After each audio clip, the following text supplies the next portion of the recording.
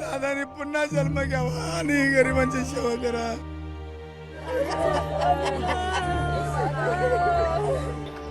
दादांसाठी राखी घेऊन आली मी. सगळ्या बहिणींचा भाव होता दादा. सगळी काठेवाडी जमायची. माझा वाघ पाहिजे. माझा दादा म्हणजे त्याने आमच्यासाठी केलेलंच आहे. लय केलंय.